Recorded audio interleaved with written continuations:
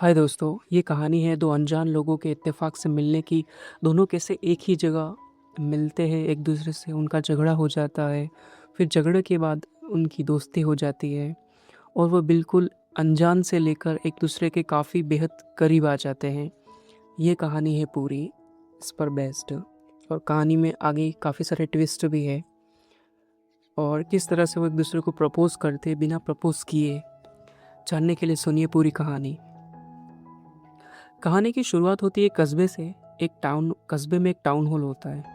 वहाँ पर एक कवि, शायर रहमान साहब, उनका एक प्रोग्राम होता है, गेट टुगेदर होता है। वहाँ दो लोग बेसब्री से पहुँचना चाहते हैं। एक लड़का होता है अंकित, जो 24 साल का होता है। वो रहमान साहब का काफ़ी बड़ा फ़ैन होता है। वो वहाँ पहुँचने के लिए बेसब्री से इंतज़ार कर रहा होता है काफ़ी दिनों से उस शो का, क्योंकि उनके शहर में वो पहली बार आए थे। और लड़की का नाम होता है पिया, जो कि 22 साल की होती है। वो भी रहमान साहब की अभी नई नई कहानियाँ पढ़ने लगी थी। तो दोनों का मिलना होता है उसी जगह पे। अब सीन आता है उनकी पहली मुलाकात का। टाउन हॉल होता है, टाउन हॉल के बाहर टिकट बिक रही होती है और काफ़ी सारे लोग तो पहले समय से पहले आकर ही टिकट खरीद लेते हैं और शो के अंदर चले जाते हैं। और अंकित और पिया थोड़ा सा लेट पहुंचते हैं। एक्चुअली दोनों का मिलना उसी जगह पहली बार होता है। तो शो को सिर्फ 5 ही मिनट रहते हैं और अंकित और प्रिया दोनों एक साथ टिकट खिड़की में पहुंचते हैं और कहते हैं कि भैया टिकट दे दीजिए। तो जैसे ही प्रिया कहती है तो सेलर कहता है कि नहीं, अभी एक कोई भी टिकट नहीं बची है, सारी टिकट ख़त्म हो गई है। तो प्रिया कहती है मैं काफ़ी दूर से आई हूँ, इतना मुश्किल से भाग भाग के आई हूँ और अभी शो को कुछ ही टाइम बाकी और आपके लिए टिकट नहीं है, आप कहीं से भी कीजिए, टिकट दीजिए। और अंकित भी सेम यही कहता है कि मैं भी यहाँ आया हूँ काफ़ी, तो मुझे भी टिकट चाहिए। तो पिया कहती पहले मैं आई हूँ, पहले मैं टिकट लूँगी। सेलर कहता है टिकट है ही नहीं तो मैं क्या दूँ, एक ही टिकट बची है, तुम दोनों में से डिसाइड कर लो किसको चाहिए। तो अंकित और पिया वहाँ झगड़ा जाते हैं। पिया कहती है कि मैं उनकी काफ़ी टाइम से उनकी फ़ैन हूँ और मैंने उनकी काफ़ी किताबें पढ़ी है। तो अंकित कहता है मैं भी अभी नया नया नहीं बना हूँ, मैं भी काफ़ी बचपन से उनकी कहानियाँ और उनकी किताबें सब मैं पढ़ता आया हूँ। तो पिया कहती है आप इसकी बात छोड़िए, आप मुझे टिकट दे दीजिए, मैं कब से यहाँ खड़ी हूँ, मैं पहले आकर यहाँ खड़ी हूँ, मुझे आप टिकट दे दीजिए। सेलर कहता है छोड़ो, मुझे किसी को टिकट नहीं देनी है। और ऐसा कह के सेलर खिड़की बंद करके चला जाता है। और पिया कहती है तुम्हारी वजह से मेरा इतना इम्पोर्टेंट शो मिस हो गया, अब तुम जाओ यहाँ से। तो अंकित कहता है हाँ हाँ जा ही रहा हूँ, वैसे भी तुम्हारी शक्ल देखने के लिए मुझे खड़ा नहीं रहना है यहाँ। दोनों जाने लगते, लेकिन फिर वहाँ अचानक से बारिश आ जाती है। तो दोनों को उसी टाउन हॉल के बरामदे में आकर खड़ा होना पड़ता है। वो शो के बाहर वो बरामदे में आकर बैठ जाते हैं और काफ़ी देर तक तो एक दूसरे से बात नहीं करते। और पिया के पास एक झोला होता है, जो कि साइड बैग होता है ना, वो उसमें उसकी किताब होती है और उसकी डायरी होती है। तो वो एक किताब निकाल कर पढ़ रही होती है, वो भी रहमान साहब की होती है। और अंकित उसके पास जाकर कहता है ये कहानी तो काफ़ी अच्छी है और इसका अंत भी बहुत अच्छा है, लेकिन अभी तुम जहाँ आधे बीच में पढ़ रही हो ना, यहाँ काफ़ी ट्विस्ट है। ये तुम ज़रूर ये तुम्हें थोड़ा दुखी अभी कर देगी, लेकिन आगे जाके तुम्हें ये कहानी खुश कर देगी। तो पिया कहती है एक काम करो, तुम ही पूरी कहानी सुना दो, मैं ये किताब ही बंद कर देती हूँ। अंकित कहता है सच में सुना दूँ, मुझे वैसे भी पूरी याद है। तो पिया कहती नहीं, कोई ज़रूरत नहीं है। अंकित भी कहता है हे भगवान, क्या क्या देखना पड़ रहा है, किस शो के लिए आए थे और कौन सा शो देख रहे हैं हम यहाँ। तो पिया कहती मैं भी यहाँ शो देखने आई थी, तुम्हारी बकबक सुनने नहीं आई थी। तुमको नहीं देखना था तो मुझे टिकट लेने देते, तुम्हारी वजह से हम दोनों में से किसी को टिकट नहीं मिला। कुछ देर के बाद पिया किताब रख देती है और कहती है कि क्या तुम सच में रहमान साहब की सारी किताबें तुमने पढ़ी है। अंकित कहता है कि नहीं, सपने में पढ़ी है। तो पिया कहती है, अरे मजाक मत करो, सच्ची बताओ ना, क्या तुमने सारी किताबें उनकी पढ़ी है? तो अंकित कहता है कि हाँ पढ़ी है, और उनकी शायरियों का, उनकी कही हुई काफ़ी सारी शायरियों का कलेक्शन भी है मेरे पास। 200 से ज़्यादा शायरी मेरे पास लिखी हुई है डायरी में। पिया कहती है, कौन कौन सी किताब पढ़ी है, मुझे भी नाम तो बताओ। तो अंकित कहता है कि मैंने उनकी लिखी सारी 8 किताबें पढ़ी है। उसमें काफ़ी सारी कहानियाँ हैं, ब्रेकअप्स की भी है और मिलने की भी है, सोलमेट बनने की भी कहानियाँ हैं, वो सब मैंने पढ़ी है। तो पिया कहती है कि मैंने भी पढ़ी है, लेकिन मैं अभी कुछ कुछ पढ़ रही हूँ।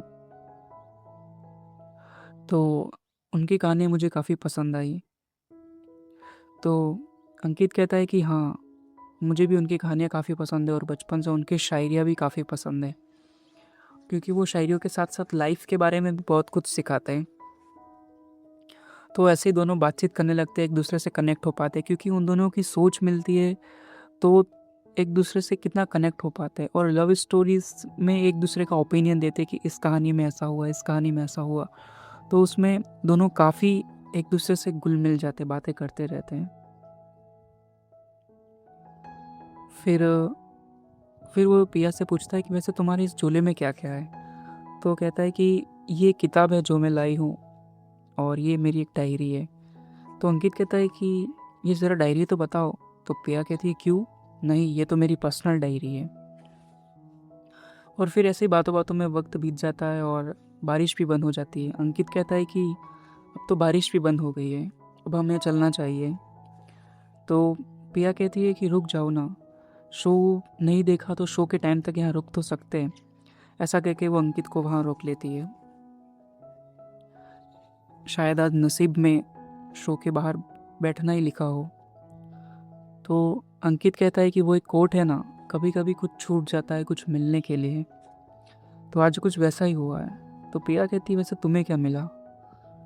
अंकित कहता है, मुझे तुम्हारी बातें सुनने मिली, कोई ऐसा मिला जिसकी सोच और मेरी सोच कितनी मिलती हो लाइफ को लेके और उन कहानियों को लेके।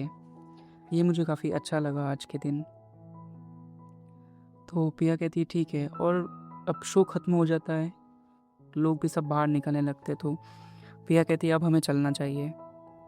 तो अंकित कहता है कि वैसे तुम्हारा नाम क्या है? तो वो कहती है, पिया, और मेरा अंकित। तो अंकित कहता है, वैसे हम दोबारा कहाँ मिलेंगे पिया? तो पिया कहती है कि अब हम अगले शनिवार, तुम आ जाना लाइब्रेरी के पास वाले गार्डन में शाम 5 बजे। अंकित कहता है, मैं ज़रूर आऊँगा, तुम्हारा इंतज़ार करूँगा, तुम ज़रूर आना लेकिन। और पिया कहती है कि तुम वो मेरी फेवरेट वाली किताब लेके आना, क्योंकि उसमें कुछ तुम्हारे ओपिनियंस होंगे, वो मुझे ज़रूर पढ़ने। तो अंकित कहता है, ठीक है। फिर अंकित को घर जाने के बाद अंकित को पिया के ख़यालात काफ़ी पसंद आते हैं, उनकी बातें और उसकी कहानियाँ, उनके ओपिनियन और उनका पॉइंट ऑफ व्यू देखने का काफ़ी अच्छा लगता है। अंकित वो सब बातें डायरी में लिखता है, क्योंकि 2 घंटे उन्होंने शो नहीं देखा, लेकिन एक दूसरे से जो बातें की, जो कनेक्ट हो पाया, वो अंकित को काफ़ी अच्छा लगा। और ये सारी बातें वो डायरी में लिख लेता है कि लाइफ में पहली बार कोई ऐसा मिला जिससे उसकी इतनी सोच मिली और इतनी कम समय में इतना अच्छे से बातें खुल के बातें कर पाए। किताबों के बाहर वाली दुनिया में भी किताबों जैसी दुनिया मिली, ये उसे लगा, और ये सब बातें उसने डायरी में लिख दी। फिर अगले शनिवार अंकित गार्डन में जाकर बैठ जाता है और वहाँ पिया आती है। पिया कहती है, मुझे ज़रूर पता था तो कि तुम ज़रूर आओगे, क्योंकि तुमने वो कहानी ज़रूर पढ़ी है, तो तुम उस किरदार की तरह ही करोगे, मुझे ज़रूर पता है। क्या तुम वैसी कहानी फिर से तो नहीं बनाना चाहते हो मेरे साथ? तो अंकित कहता है कि जो भी सीखा है मैंने किताबों से ही सीखा है और कहानियों से ही सीखा है। हमारा मिलने की मुझे इच्छा थी और मिलने में ज़रूर आ गया।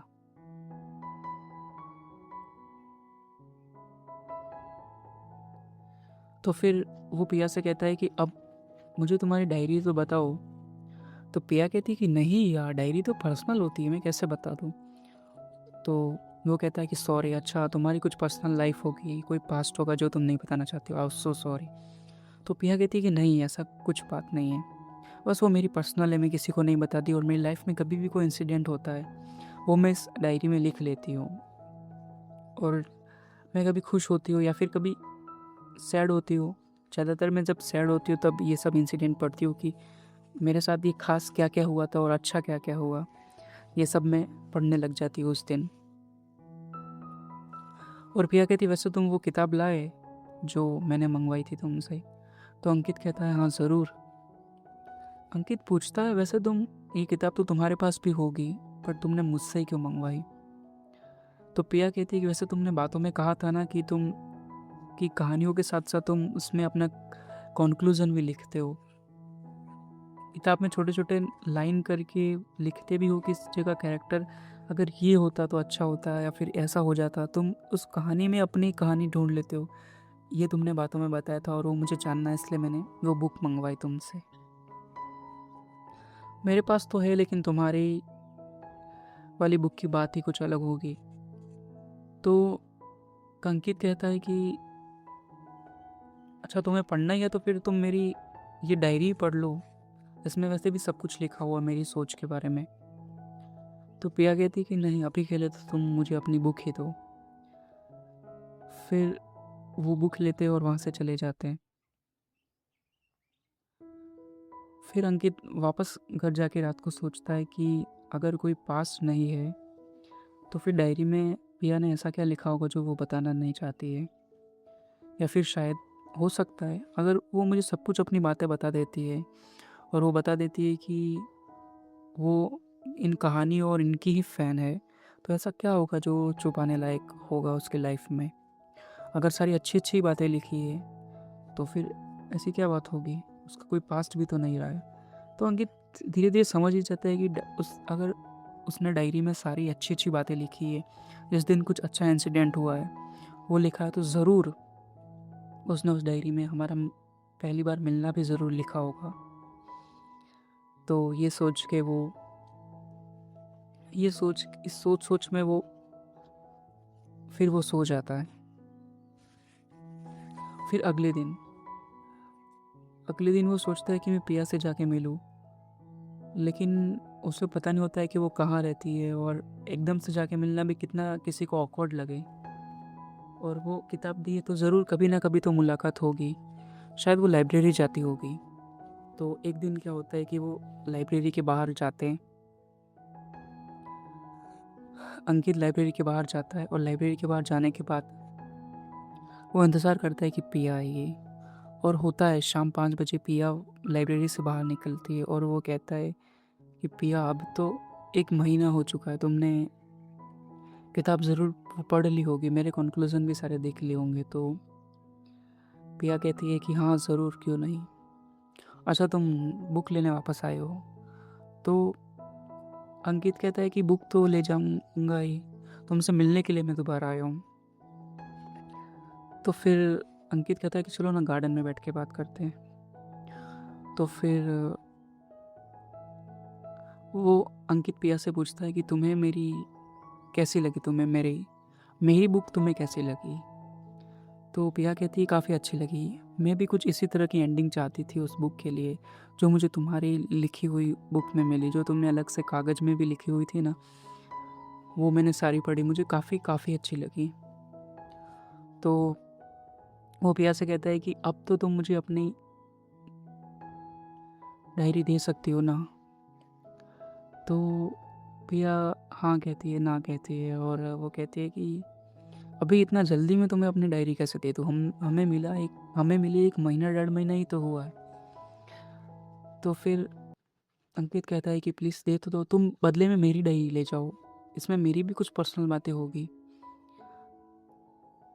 तो फिर दोनों डायरी एक्सचेंज करना चाहते हैं और डायरी एक्सचेंज करते हैं। दोस्तों हो सकता है ये डायरी एक्सचेंज करना ही उनके लिए एक प्रपोज़ल जैसी बात हो। तो वो दोनों अपनी डायरी एक्सचेंज करते हैं और वो घर जाने के बाद देखते हैं। घर जाने के बाद में वो देखते हैं कि डायरी पढ़ने के बाद अंकित सीधा लास्ट वाले पेज पे जाता है कि लास्ट में इसके साथ क्या इंसिडेंट हुआ, क्या उस डायरी में मेरा ज़िक्र है या नहीं। तो फिर वो देखता है कि हाँ, उस डायरी में ज़रूर ऐसा लिखा हुआ था कि वो उस दिन अंकित से मिली, इतनी बातें की और उसे काफ़ी अच्छा लगा और उसे एक पल के लिए तो उसमें जीवन साथी भी दिखने लगा। तो इससे अंकित काफ़ी खुश हो जाता है। लेकिन वो डायरेक्टली कहना नहीं चाहती थी कि डायरेक्टली एक ही दिन में कैसे निर्णय ले सकते हैं, इसलिए मगर उसने डायरी देखकर ये बात शायद बताना चाहिए, क्योंकि प्रपोज़ल सीन उसी डायरी के अंदर ही था। और जो डायरी अंकित ने पिया को दी थी, उसमें भी कुछ लिखा ही था कि उसे पिया कैसे पसंद आई, और पिया के ख़यालात इतने अच्छे मिलने लगे। तो फिर उनका काफ़ी वो खुश हो गए। वो दोनों काफ़ी खुश हो गए, और अंकित तो बस ऐसा, अंकित के मन में ऐसा हो रहा था कि वो अभी के अभी जाए पिया से मिलने, लेकिन मालूम नहीं था कि वो कहाँ रहते हैं। और फिर वो लाइब्रेरी के बाहर जाने लगा कुछ दिन तक। लेकिन पिया उस तब लाइब्रेरी अब आती नहीं थी, रेगुलर आती नहीं थी, और काफ़ी दिनों तक पिया दिखी ही नहीं। वो हर शाम जाता था, लेकिन फिर एक शाम ऐसी आई 7-8 दिनों के बाद, तब पिया वहाँ दिखी। और वो पिया को देखकर इतना खुश हो गया, और पिया भी काफ़ी खुश भी हो गई और थोड़ी-सी नर्वस भी हो गई। लेकिन वो वहीं जाकर पिया को गले लगा लेता है, और यहाँ हमारी कहानी ख़त्म हो जाती है।